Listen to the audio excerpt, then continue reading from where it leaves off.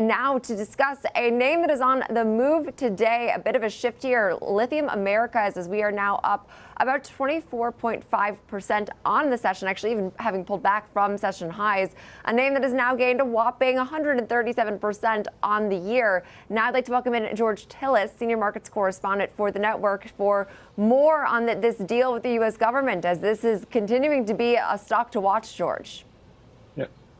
Yeah, it has. In fact, there was speculation just less than a month ago in terms of possibly the U.S. government taking a stake in the company, and actually it became official yesterday afternoon. As we saw in the after hours, the stock moved considerably to the upside, is actually following through today. But for those who don't know what the story is about, we know that from the U.S. government standpoint, and the Trump administration is doing a lot to reindustrialize America. They're taking stakes through the Department of Energy or Department of Defense in companies like MP Materials, which supplies the marketplace with rare earth metals, mitigating the reliance on China. Lithium now is another area with Lithium Americas, which is a Canadian-U.S. producer of lithium. And essentially, we're also seeing, of course, the Trump administration put forth a lot of capital, including the Biden administration, by the way, with Taiwan Semiconductor's plant in Arizona to increase production there. And we know that there's also a big renaissance in uranium, and that's also an area that is getting attention from the DOE as well as the Trump administration. So it is official that Lithium Americas, which is a North American supplier of lithium-based products, has been looking to reopen the Thacker Pass mining facility in Nevada. It's taking multiple years to do so, and it looks like the Trump administration really wants to move this forward by helping capitalize the firm. So essentially, the Department of Energy is taking a 5% direct equity stake in the business.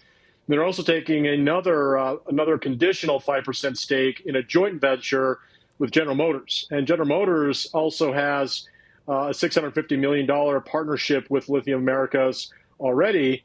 And essentially, this gives LAC about a $2.3 billion loan via equity stake as well, conditioned upon they move forward to open the Thacker Pass mining facility and, of course, start producing domestic-based lithium versus relying on overseas lithium, which, again, we know can be very volatile, as well as, from a national security standpoint, we know lithium is a commodity that's duly needed and growing in terms of demand domestically and even globally. George, everything that you said in maybe that last 30 seconds, I don't think is up for dispute, but it does seem like whether or not this is actually net positive for investors is. Wedbush's Dan Ives calls it a game changer deal, but you get Lawrence Alexander saying, hey, it's unclear whether this is a one and done renegotiation. Is this going to happen potentially every time? Then you could look at 40% dilution. And Ben Isaacson over at Scotiabank just flat out says it. He said, hey, there's no way to spin this transaction as anything other than dilution. How do you see it from what the information we have is? Okay, so it's a good point to bring up. So the challenge is we know that the U.S. government's got a lot of money. And so, with Intel, Taiwan Semiconductor, MP Materials, all these stocks have moved based upon taking a stake. So you don't want to get in front of the U.S. government, which has deep pockets. But the challenge is for Lithium Americas, they don't have any revenue. So that's something to be mindful of. So the question is when do they start production? And again, based on what I see right now, there is no production or sales this year or next year. The company market capitalization right now is about $1.6 billion. Cash burn is around $53 million as we speak. The cash burn will increase once they get closer to production, but then there will be more visibility in sales.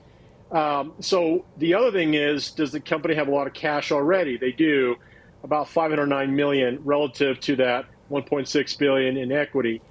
So it's about 30% of the total equity is cash, with about a $52 million cash burn per year as of now. So because they don't generate revenue, I can see why some analysts are apprehensive. Even though the government is taking this stake in this deal, and also the partnership with General Motors. This is a very large challenge because, again, it's a positive catalyst, but there's also the condition of when will they start making revenues. And again, I don't see anything going forward, at least this year or next year, so that can create volatility. So I'll leave it there. Yeah, and a name that definitely, I'm sure we'll see some further volatility to come, as it's been definitely a focus for as far as Washington as well as Wall Street's concerned. So appreciate it, George, for that breakdown.